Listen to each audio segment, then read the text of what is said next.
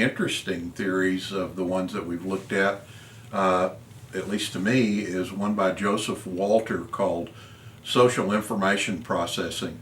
I'm 66 years old and I'm not really part of an electronic generation, and certainly haven't ever depended on it to build relationships.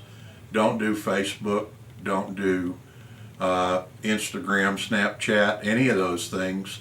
I use text messaging quite a bit, and that's about as far into that as I've ever gone into. However, the first slide that I've got in the background, a picture of younger people all texting with various devices, led me to conduct an experiment of my own. I talked to my grandchildren.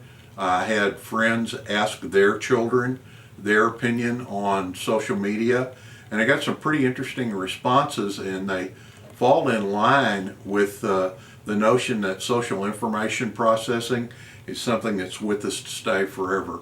It's not going on. As technology changes, the nature of the information exchange may change, but all in all, people are changing from face-to-face to other methods of communication globally rapidly. Facebook, VSCO, Twitter, Snapchat, FaceTime, Instagram.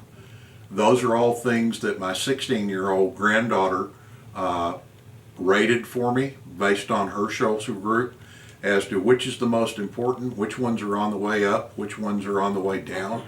Thought it was quite interesting. One of the other things that she did at the first of the summer, she came in communication via Facebook, I believe, with a friend, somebody who was a friend of a friend on Facebook, a boy who was, after school went overseas and was gone for the summer.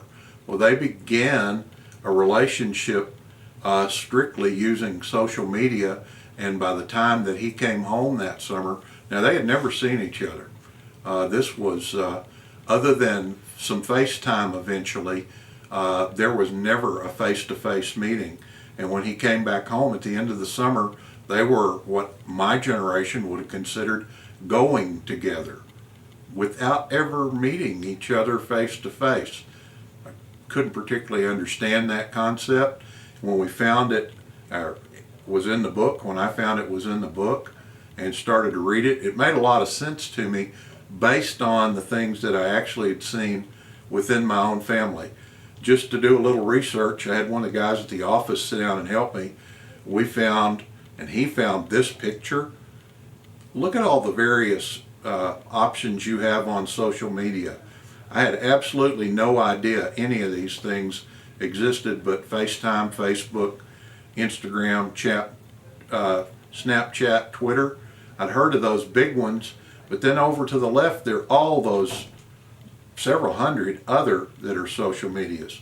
And when I was talking to my friend, and he was talking to his son who's 19, 20, he doesn't use social media, he uses gaming with chat rooms, with teams that communicate with each other while they're playing games, but they do their games together, and there are a couple of ways that they network.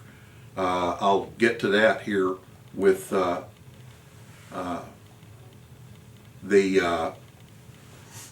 I'm trying to figure out what they were called. Okay, because I never heard of any of this. Discord or TeamSpeak actually are social media where people gather together to play games. The normal ones that all of the kids that I surveyed used were texting. Everybody text. Some Snapchat, some did Instagram, some Twitter, some VSCO. I'd never heard of VSCO. Some Facebook, and then there's a group that do gaming. 3 of the 4 boys that we talked to, either their parents or I directly, they did gaming instead of classical, quote, classical social media. They had teams of people that do gaming. But here's some things about the social side that are a little different than face-to-face. The book points it out, and the things that the kids said pretty well confirm it. Number one, it takes a lot more time. You can watch them. They take a lot more time playing the games. without the face-to-face, they know the verbal clues, the language. One of the reasons I don't do text or don't do very much social media is I don't understand the verbal clues. So I'm stuck in a generation, we get 93% of our signals perhaps nonverbal. And that means you have to be able to see people to do it.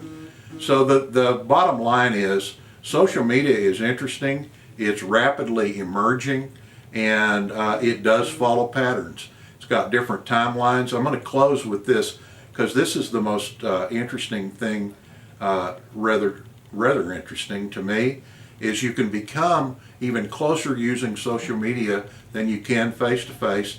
And I'm going to close with these 4 things that came to mind when I studied the relationship of my granddaughter Madison and her boyfriend Ross. They very definitely were senders. They selected their presentation. The receivers had attributes that they gave to the other one based on information they received. The channel that they did it was certainly by social media, so they had a lot of time to avoid mistakes in what they said about them. And then finally they developed images of each other based on this back and forth, and they gave each other the opportunity for it to be self-fulfilling. So it's with us to stay, and those old folks like me that don't use it are going to rapidly become dinosaurs.